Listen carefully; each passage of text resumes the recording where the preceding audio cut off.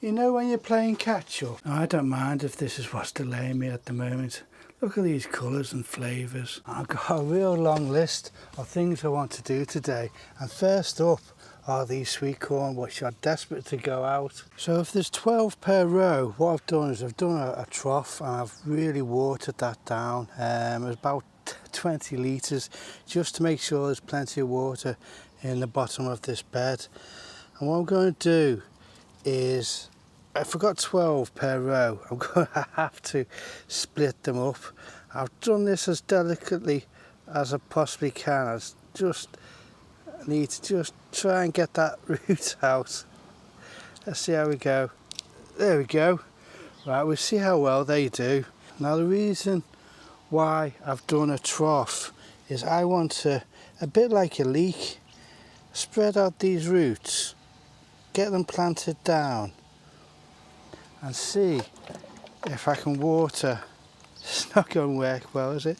Water them in just to make sure there's plenty of water around those roots. Set them into the water and then hopefully I can just backfill that in. Now I know they're supposed to be 300 or 200 minimum apart, but I've been looking how they do them in the fields and they only do them around about 4 inches to 6 inches. So that's what I'm trying, just because I've got so many. Now one of the things I have noticed in this bed is the amount of mycelium just underneath the surface. That's what all this white stuff is. So what I'm hoping is that really aids the roots of these sweet corn. So yeah, we were looking around the garden and we just thought everything needed a little bit of a refresh.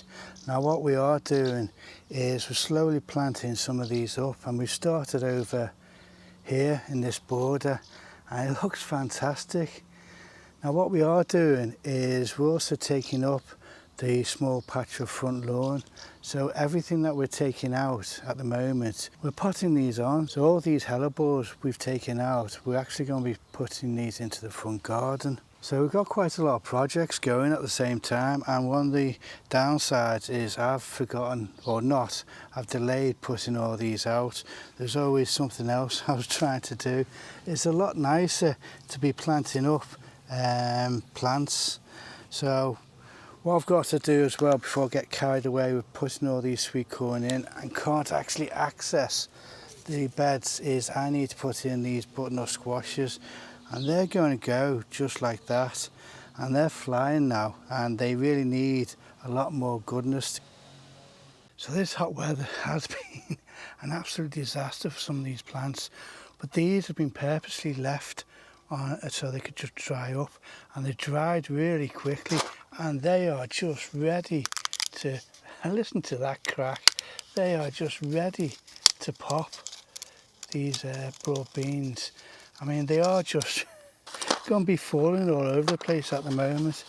And look at all those that I've saved already. I've still got quite a few pods on here just to do. You ready for this one? This is, it's so easy to do. Just listen to that crack.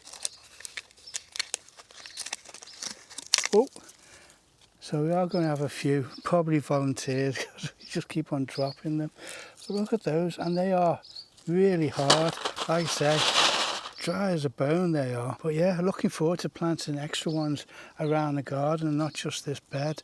And I probably will do. I did them 200 mil apart, and I may do them a little bit closer now than what I did last year, just to try and get in as many as I can, because I've got all these beans now to use up next year. And what I am going to do, I use that one up. What I am going to do is just store these in the greenhouse at the moment, certainly on a shelf so no mice can actually eat them or anything else. But yeah, I'm going to dry them off in the greenhouse. So yeah, they're pretty dry already. I'm really pleased with that. That is saves a lot of money for next year. We don't have to buy any seed. Now this bed does look really bare. We've got a few parsnips and we'll see what we get with those.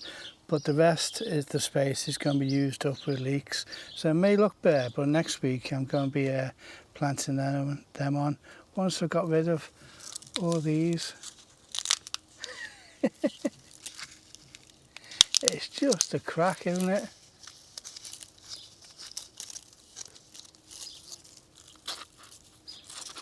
And they're in real good condition. Right, I keep on banging my head on these cucumbers. So there we go, the first of the cherry Chadwicks. So pleased to be picking these again. These are our favourite cherry tomato. Now, I have picked a couple of them just a little bit earlier on, so that hopefully they can ripen up in the house, because these really do split with overwatering, and it really has been hard to water these at the moment. And these were the F. Watkins best. And then we come on to these cucumbers, and it really is a glut at the moment. So it really is just snip, snip, snip at the moment. There's just an abundance of the cucumbers, and we really are trying to think of ways of having them in the meals at the moment. We certainly are pickling some of them as well. But yeah, it's cucumbers, and then what else can we have? Finally got the summer squashes in. This one was actually in a tub, in a 20-litre tub, and I was constantly having to water it. I was even leaving it in an actual gravel tray just so they can get some moisture going up into the roots. It just was a nightmare trying to water it.